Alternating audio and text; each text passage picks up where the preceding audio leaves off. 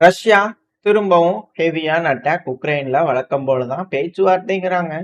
ஆனா தினந்தோறும் 100க்கும் மேற்பட்ட ட்ரோன்கள் தான். இப்போ கூட பாத்தீங்கன்னா 154 ட்ரோன்கள் இஸ்கந்தர் மிசைல் உட்பட உக்ரைனுக்குள்ள ஹெவியான தாக்குதல்கள் 13 பிப்ரவரி அதிகாலை உக்ரைனுக்கு மிக கொடூரமா இருந்திருக்கு. அதுவும் குறிப்பா ஒடசா பகுதிகளில் மொத்தம் 22 ட்ரோன்கள் 18 பகுதிகளில் தாக்குதல் நடந்திருக்கு. 2 உதிரிபாங்கள் ட்ரோன்களோட உதிரிபாங்கள் உதிரி போய் 2 பகுதிகளில் விழுந்து சேதம் ஏற்பட்டிருக்கு அப்படிங்கிற செய்திகள் இருக்கு. இதுல ஒடசால பாத்தீங்கன்னா substation, industrial infrastructure, energy infrastructure ஹெவியா அட்டாக் பண்ணிக்கிறாங்க. ஒடசா பகுதிகளில் பேர் இழப்புகள் ஏற்பட்டிருக்கு. கரண்ட், தண்ணி இல்லாம மக்கள் மிக பெரும் அளவுல துன்பத்துக்கு ஆயிருக்காங்க அப்படிங்கிற செய்திகள் பாத்தீங்கன்னா வந்துகிட்டு இருக்கு. அதுக்கான வீடியோ பதிவுகள், இமேஜஸ் எல்லாம் வந்துகிட்டே இருக்கு. எக்ஸ்ட்ரீம்லி சீரியஸ் அப்படிங்கிறது போல சுச்சுவேஷன் ஒடசா பகுதியில மாறி இருக்கு. இது போல பேச்சுவார்த்தை, சுமூகமான முடிவுகள் அப்படிங்கிறது போல சொல்லிட்டு இருந்தாலும் எதுவும் நடக்கிற மாதிரி தெரியல. ஏதோ கண் துடைப்பு மாதிரி ஒரு சைடு நடந்துட்டு இருக்கு. மத்தபடி செய்யறதெல்லாம் செஞ்சுக்கிட்டு தான் இருக்கிறாங்க அப்படிங்கிறது போலதான் நடக்கக்கூடிய விஷயங்களை வச்சு பார்க்கும்போது தெரியுது. அது மட்டும் இல்லாம ராடா உக்ரைனோட பார்லிமெண்ட், இந்த பார்லிமெண்ட்ல பாத்தீங்கன்னா ஃபுல்லா எம்டியா இருக்கு. அது எப்படிங்க? அது காரணம் பாத்தீங்கன்னா எல்லாரும் இந்த ஸ்கூல்ல எல்லாம் காலேஜ்ல எல்லாம் பாத்தீங்கன்னா ஸ்கூல் முடிச்சுட்டு காலேஜ் போகும்போது புதுசா படம் வந்துருச்சு, அதுவும் நல்லா ஹீரோஸ், பெரிய பெரிய ஹீரோஸ் படம்லாம் வந்துருச்சுன்னா கிளாஸ் இருக்கிறவங்களுக்கு எல்லாத்துக்கும் ஜுரம் வந்துடும். அது அது எப்படிடா எல்லாத்துக்குமே சொல்லி வச்ச மாதிரி காய்ச்சல் வருது இன்னைக்கு பார்த்து அப்படிங்கிறது போல கேட்பாங்க. அதே போல கேள்விகள் பாத்தீங்கன்னா உக்ரைன்ல வர ஆரம்பிச்சிருக்கு. எனக்கு என்னோட காலேஜோட ஞாபகங்கள்லாம் வர ஆரம்பிச்சிருச்சு. என்ன அப்படின்னா, யாரை கேட்டீங்கன்னாலும் உடம்பு சரியில்லைங்க, ரொம்ப ஜுரமா இருக்குங்க, முடியலைங்க அப்படிங்கிறது போல உக்ரைனோட எம்பிக்கள்லாம் பாத்தீங்கன்னா 38 பேர்த்துக்கு மேல ஆள் காணோம். அபேஸ் பார்லிமெண்டே பண்ண வெறிச்சோடி இருக்குது. என்னடா யாருமே இல்ல அப்படிங்கிறது போல கேள்விகள் ரொம்ப பாத்தீங்கன்னா வெறிச்சோடி இருக்கு. என்ன ஒருத்தரையும் காணமே அப்படிங்கிறது போல. இதுக்கு அங்க இருக்கக்கூடிய நபர்கள்னா அது எப்படிங்க? இங்க வேலை செய்யற நபர்களுக்கு பாத்தீங்கன்னா ரோட்டோ வைரஸ் என்னமோ சொல்றாங்க. அது எப்படி இங்க வேலை செய்யறவங்களுக்கு எல்லாம் பாத்தீங்கன்னா எந்த காய்ச்சலும் வரல, மத்தவங்களுக்குலாம் எந்த காய்ச்சலும் வரல. ரோட்ல எல்லாம் பாத்தீங்கன்னா எல்லாருக்கும் எந்த ஒரு பிரச்சனையும் இல்ல. அது மட்டும் இல்லாம இப்போ எம்பிஸ் எல்லாம் இருக்கிறாங்க இல்லையா, அவங்களோட ரிலேட்டிவ்ஸ், ஃபேமிலிஸ், குழந்தைகளுக்கு எந்த காய்ச்சலும் வரல. அது எப்படி எம்பிஸ்க்கு மட்டுமே பிடிக்கக்கூடிய காய்ச்சல்? இது என்ன மாதிரியான காய்ச்சல்? அது வித்தியாசமான காய்ச்சலா இருக்கு அப்படிங்கிறத உக்ரைன்லயே பாத்தீங்கன்னா கேட்டுக்கிட்டு இருக்காங்க. ஏன்னா என்ஏபிஓக்கு எல்லா பக்கத்துலயும் போகக்கூடிய அதிகாரம் இருக்கு. அதாங்க இந்த கரப்டான உக்ரைனோட எம்பிகள்லாம் இருக்கிறாங்க இல்லையா, அவங்களோட டேப்ஸ் எல்லாத்தையும் சர்ச் பண்ணி ஒருத்தங்களா புடிச்சிட்டு இருக்காங்க இல்லையா, National Anti Corruption Bureau of Ukraine. அவங்க தான் உள்ள பார்லிமெண்ட்டுக்கு வந்தாலும் புடிச்சிடுறாங்க. அங்கேயே அண்டை கொடுத்து வெளியே வர, உள்ள போயிட்டா வெளியே வரணும்ல, இந்த வழியா தானே வருவ அப்படிங்கிறதுல எக்ஸிட்லயே நிப்பாட்டி புடிச்சிடுறாங்க அப்படிங்கிற செய்திகள்லாம் வருது. நிறைய நபர்கள் பாத்தீங்கன்னா புடிச்சிட்டு போயிட்டாங்க. பல நபர்கள் ரிசைன் பண்ணிட்டு போயிட்டாங்க. இப்ப இது போல ஏகப்பட்ட சிக்கல்கள். இதுக்கப்புறம் பாத்தீங்கன்னா பார்லிமெண்ட்னு ஒண்ணு இருக்குமா, போய் சும்மா பாத்தீங்கன்னா கூட்டி தொடச்சிருக்கா, எல்லாம் ஓகேவா அப்படிங்கிறத இதுக்கப்புறம் உக்ரைன்ல பாத்துட்டு போறதுக்கான ஒரு பிளேஸா வேணா, ஒரு மியூசியமா வேணா இருக்கலாம். ஒரு காலத்துல இருந்தது பார்லிமெண்ட்ன்றது உக்ரைன்ல அப்படிங்கிறது போல சொல்லிக்கலாமே தவிர, இதுக்கப்புறம் பாத்தீங்கன்னா பார்லிமெண்ட்ல பெருசா எந்த ஒரு யூஸ்மே இருக்காது அப்படிங்கிற செய்திகள். ஏன்னா போர் மிக பெரும் அளவுல கொடூரமா நடந்துகிட்டு இருக்கு அப்படிங்கிற மாற்றுக்கிட்டு தொடர்ந்து தாக்குதல்கள், கரண்ட், தண்ணி ஒண்ணும் இல்ல. அதுவும் உக்ரைனோட கேபிட்டல் கீவ்ல எங்க வேணாலும் ரஷ்ய தரப்பு குண்டுகள் போடுறாங்க. துல்லிய தாக்குதல்கள் நடக்குது. அதனால பல எம்பிக்கள்லாம் பாத்தீங்கன்னா ஊரை விட்டே ஓடுறதுக்கு பிளான்ல இருக்கிறாங்க அப்படிங்கிற செய்திகளும் வருது. எது எப்படியோ உக்ரைன்ல பாத்தீங்கன்னா இது போல விஷயங்கள் இருக்கு. ஆனா இந்த சமயத்திலயும் எவ்ஜென் கராஸ் அப்படிங்கிற ஒரு நபர் இந்த வீடியோல மைக் புடிச்சு பேசிட்டு இருக்காரு தெரியுங்களா, இவர் தான் ரஷ்யாவோட ஹிட்லிஸ்ட்ல மிக முக்கியமான ஒரு நபர் அப்படிங்கிற மாற்றுக்கட்டுல ஜெலன்ஸ்கி அவர்களுக்கு அங்காரம் செய்யக்கூடிய அப்படின்னு சொன்னாங்க. மிக முக்கியமான ஒரு நபர்.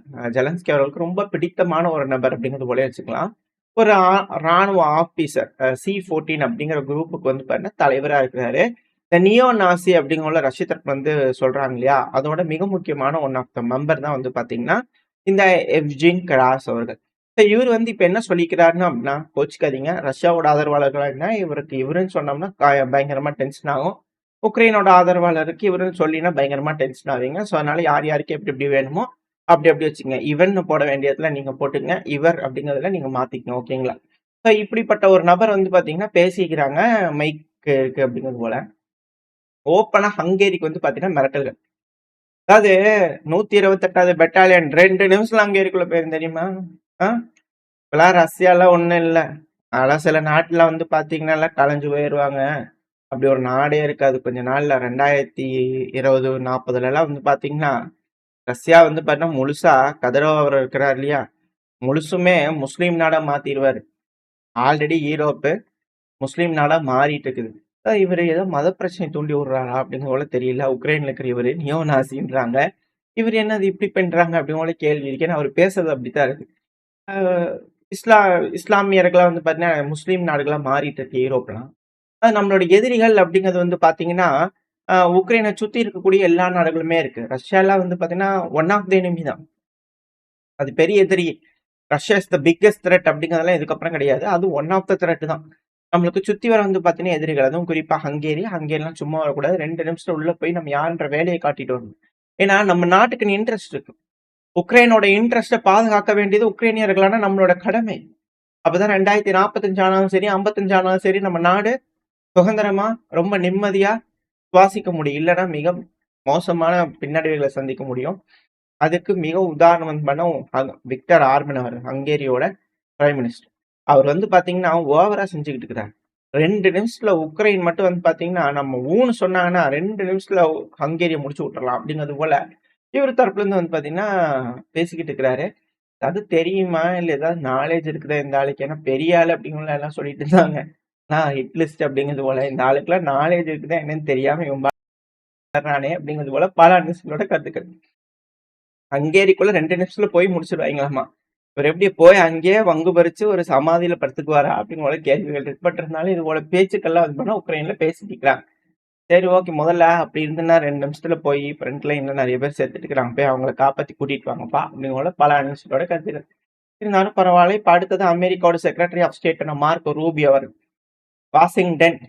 அவர் வந்து பாத்தீங்கன்னா அமெரிக்கா வாஷிங்டன் தான் கேபிட்டல் இல்லையா? ஸோ வாஷிங்டன் வந்து பண்ணா அழுத்தங்கள் கொடுக்குறாங்க. அதுவும் ரூபியோ அவர்களோட வாயிலாக அப்படிங்கிறதோட செய்திகள் டைட்டில் தான் பார்க்க முடியுது. யாருக்கு அந்த அழுத்தங்கள்னா ஹங்கேரி, ஸ்லோவாக்கியா. எதுக்காக அழுத்தங்கள் அப்படின்னா ரஷ்யா கிட்ட இருந்து எனர்ஜி வாங்குறதை ஸ்டாப் பண்ணுங்க ப்ளீஸ். சீக்கிரமா ஸ்டாப் பண்ணுங்க. நீங்க ஜியோ பாலிடிக்ஸ் சொல்றீங்க, ஜியாகிரபி சொல்றீங்க, எல்லாம் எங்களுக்கு புரியுது. ஆனா இப்ப மிக பெரும் சிக்கல்ல இருக்கு. உக்ரைனுக்கு உதவணும்னா அழுத்தங்கள் கொடுத்துதான் ஆகணும். எல்லாரும் கொஞ்சம் கஷ்டப்பட்டு தான் ஆகணும். அதனால ஹங்கேரி, ஸ்லோவாக்கியா எனர்ஜி கொஞ்சம் ஸ்டாப் பண்ணுங்கப்பா.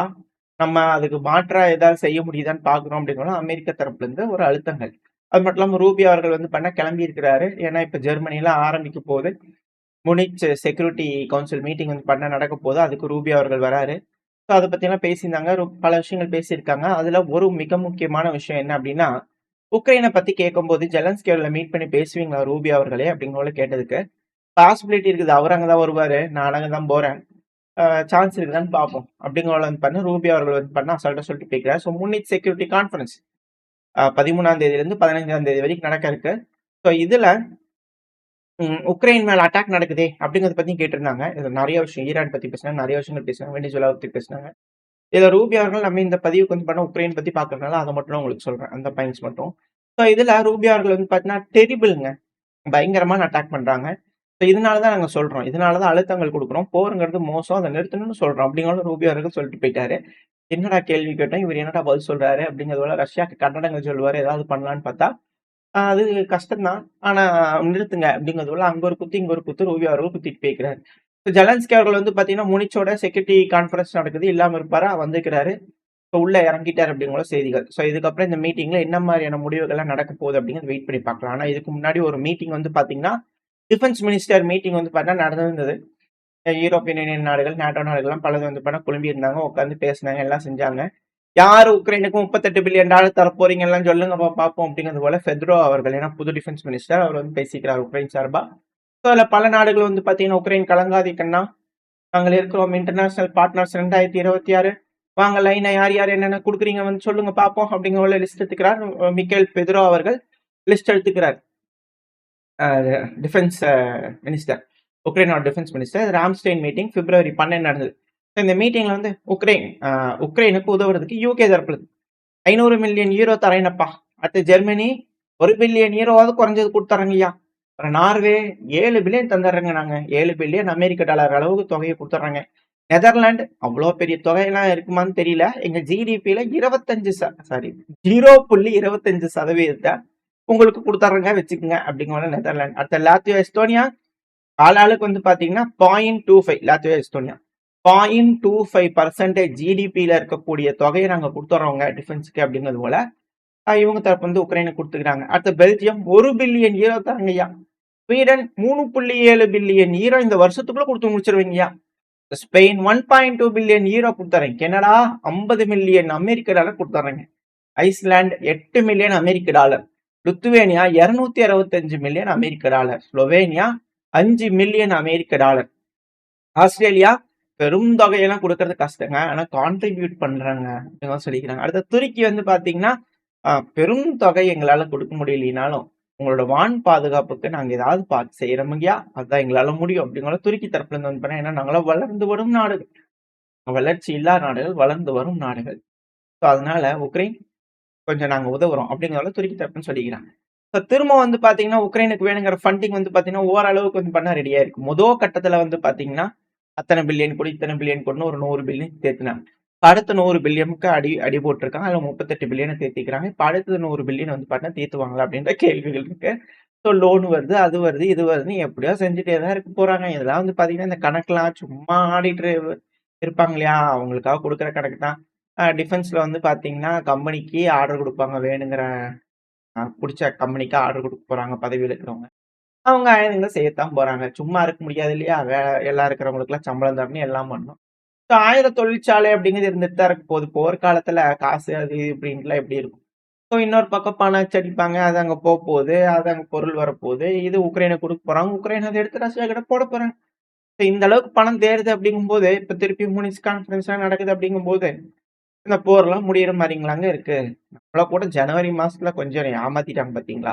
நம்ம சேனல்ல பாக்குறவங்களுக்கு தெளிவா தெரியும். அமெரிக்கா கொஞ்சம் அப்படியே பேக் ஸ்டெப் எடுத்துட்டு யூரோப்பியன் யூனியன் மட்டும் ரஷ்யா கூட முதல்ல சண்டைக்கு போவாங்க. அப்புறம் கொஞ்சம் ரஷ்யா வீக் பண்ணதுக்கு அப்புறமா அமெரிக்கா வந்து வெற்றி கொடியை நட்டிட்டு ஜெயிச்சிட்டோம் அப்படிங்கிறத சொல்றதுக்கான கனவுல இருக்கிறாங்க அப்படிங்கிறது நம்மளோட எண்ணம்.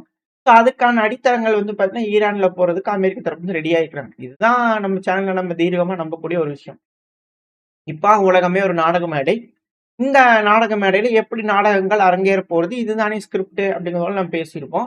இப்ப அந்த ஸ்கிரிப்ட் எந்த மாதிரி நடந்துகிட்டு இருக்கு அப்படிங்கிறத நம்ம பாக்குறோம். நாடகங்கள் நடக்குதுன்னு பாக்குறோம். பார்ப்போம். பேசி தீர்த்திட்டாங்கன்னா பரவாயில்ல. ஆனா இவங்க பேசறதெல்லாம் பார்த்தா தீக்கிற மாதிரி தெரியல. புதுசா ஸ்டார்ட் பண்ற மாதிரி தெரியுது. ஸோ பிரச்சனையை பேசி தீர்த்துக்குவாங்கன்ற நம்பிக்கையில இந்த பதிவை முடிச்சுக்கலாம். இந்த பதிவை பத்தி நீங்க என்ன நினைக்கிறீங்க? உக்ரைன் ரஷ்யா பிரச்சனை முடியும்னு நினைக்கிறீங்களா? இல்ல இந்த ஈரான சண்டைக்கு இழுக்கிறதே வந்து பார்த்தீங்கன்னா ரஷ்யாவை வழி கொண்டு வர வைக்கிறது தான் அப்படிங்கிறது போல நினைக்கிறீங்களா? உங்களோட கருத்துக்களை கமெண்ட் செக்ஷன்ல சொல்லுங்க. அது கூடவே மறக்காம நம்ம சேனல் சப்ஸ்கிரைப் பண்ணலாம், மறக்காம சப்ஸ்கிரைப் பண்ணிக்கோங்க. ரெண்டாவது இந்த பதிவு பிடிச்சுன்னா உங்க ஃப்ரெண்ட்ஸ் நம்மளோட ஷேர் பண்ணிக்கோங்க. அப்பதான் யூடியூப் மதிச்சு நம்ம போடக்கூடிய வீடியோக்களை 4 பேருக்கு ப்ரொமோட் பண்ணும். உங்களோட அன்பு ஆதரவு எனக்கு எப்ப இருக்குன்னு நம்பிக்கையில இந்த பதிவு நான் முடிச்சுக்கலாம். இந்த பதிவு நல்லா இருக்கும்னு நம்பிக்கை அடுத்த சந்திக்கிறேன். அவருக்கு ஸ்டே சேஃப். பை.